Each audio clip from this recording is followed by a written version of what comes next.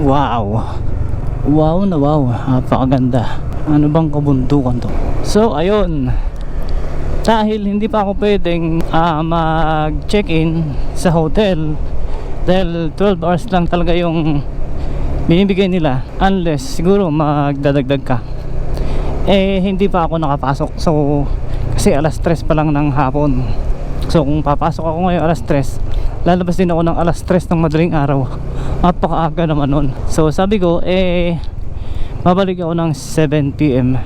So meron pa tayong 2 bars. Tapos pupunta tayo sa kabundukan at titingnan natin yung gagawin daw na tunnel na magiging bypass ng Dalton Pass sa Santa Fe. So itong tunnel na to ay dalawa raw na tunnel. Huhukayin yung yung bundok sa ilalim. So yung daanan sa ilalim ng bundok dadaan. So hindi natin sure kung saan sa bundok na yan, para yung traffic sa sa Santa Fe, yung mga truck na nagsisipagdaanan doon na napakabibigat, at syempre pag nagsunod-sunod yun ang babagal ng takbo. So ang tendency nagkakaroon ng traffic So etong bagong project ng gobyerno ay magbubukas sila o maghuhukay sila ng bundok, at doon nga padadaanin sa ilalim ng tunnel yung kalsada na gagawing bypass sa Dalton Pass. So check natin kung hanggang saan na to. Nahinto lang tayo dito, napansin ko yung tulay doon, tapos tulay rin dito, dalawa magkadikit lang halos siguro nasa 500 meters yan, ang layo niyan. Pero ito talaga napakagandang bundok at napapansin ko na parang may binabakbak sa ibabaw, so parang gagawan din ng dyan, kalsada. Grabe, napakaganda. Kahit saan ka tumingin, kanan, kaliwa, natatakpan lang na itong mga puno na to. Napakaganda. Ma-appreciate na yung kulay nila na green kasi nga tag-ulan tayo ngayon, pero mabuti na lang at hindi umuulan. So mapapansin natin na nag-i-install sila ng street lights na solar. At etong kabundukan natin, napakaganda hanggang dun Tapos yung mga palay bagong tanim, syempre green na green At eto rin sa kabila, eto rin sinasabi ko sa inyo na kabundukan na napakaganda rin. Tapos sa bandang ibabaw noon, banda ron, parang may sa ibabaw, ginagawang kalsada. Anong puno to? Kukunti ang dahon. Etong nag-iisa na to, halos wala na, patay na. Pero yung iba meron. Ang ganda ng kalsada. Napakaganda ng kalsadahan. Pato yung tanawin, panalo. Mamaya tayo mag-drone pagbalik, mainit pa. Wow, sulit talaga.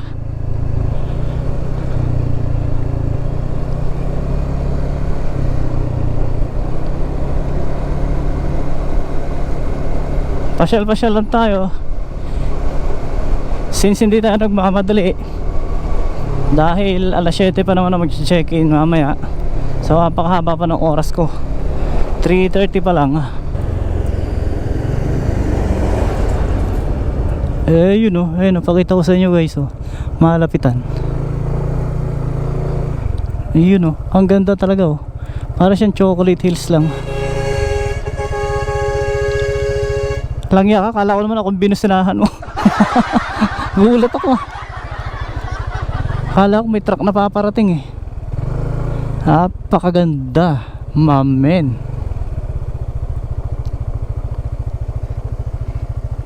Napakasarap mamuhay sa ganitong barangay o lugar. Yung mga bahay dun 1, 2, 3, 4, 5 magkakalayo pa. 5 lang silang kubo doon sa gitna ng palayan. Bahala ko sana mag drone, kaya lang yung cellphone ko nga pala ginagamit ko rin pang mapping. So tapusin muna natin tong kalsada na to hanggang doon sa dulo, hanggang kung saan yung kaya natin, tapos pagbalik tsaka tayo mag drone. Medyo maaga pa naman, maliwanag pa.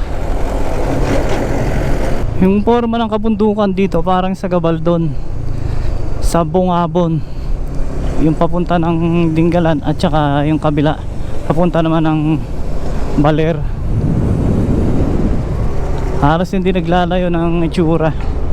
Ito na yung tulay. You are now entering Kalanguya Ikalahan. Ano yung nasa baba? Hindi mapasa, layo. Sementado na banda ron. Diretsoy natin kung hanggang saan yung sementado. Meron pa naman tayong 2 bars.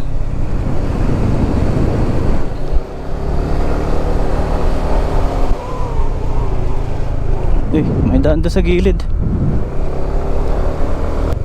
Hanggang dito na lang pala. Wala na pala. So maiksi na lang pala pagdating natin doon sa may tulay. Pero who knows kailan magagawa to. So ngayon hindi na natin gamit yung ating cellphone. Pwede na tayo mag drone dito. Teka lang, palusong to, delikado. Dapat balik na rin natin, baka mislide tayo yari. So yung dapat gagawin ko bukas ay ngayon ko na nagawa, dahil alas 7 pa ako mag-check-in, dahil sobrang aga ko naman dumating kanina, alas 3 lang. The Department of Public Works and Highways secured 37 billion loan from the Japan International Cooperation Agency for the construction of 23 km Dalton Pass East Alignment Road project in Luzon.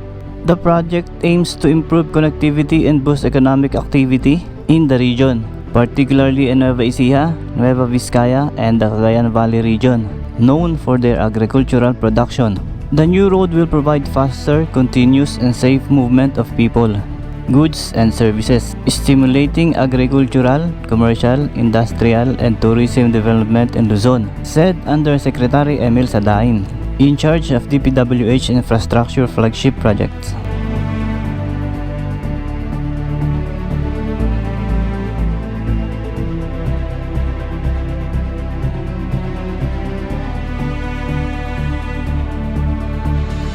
The 4-lane highway will serve as an alternate route bypassing the existing Dalton Pass, prone to closures due to calamities and accidents. It will also elevate traffic congestion on the current road.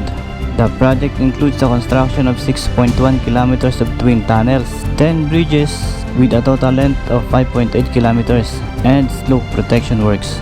The loan covers procurement and civil works, with the project divided into 4 packages for construction. Completion is expected by 2031.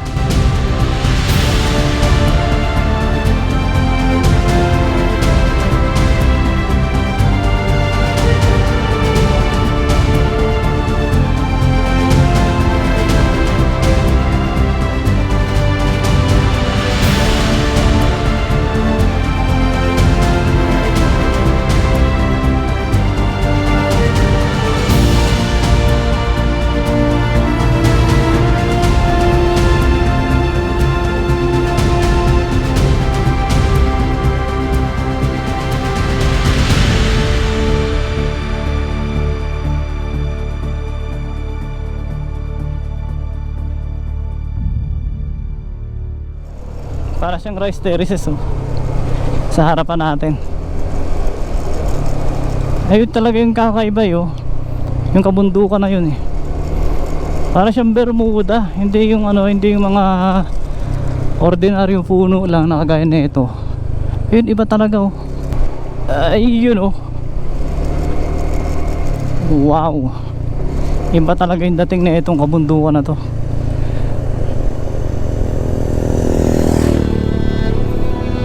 Ibang iba talaga, kasi ito parang ordinary lang. So etong kabila para talaga siyang Bermuda Mountains. Dito tayo pwesto.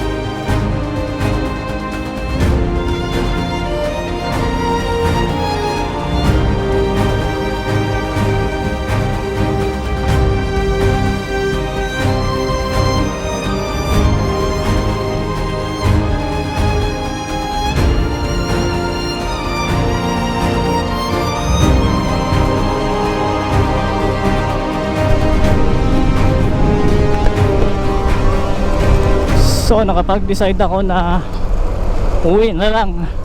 Kasi alas 7 pa yung check-in ko dun sa transient. Ayun, ang oras pa lang, alas 4:30. So mayroon pa akong 2 oras at kalahati na paghihintay dito. Kaysa maghintay ako, bibiyahe ko na yung 2 oras at kalahati. At diretso na tayo uwi.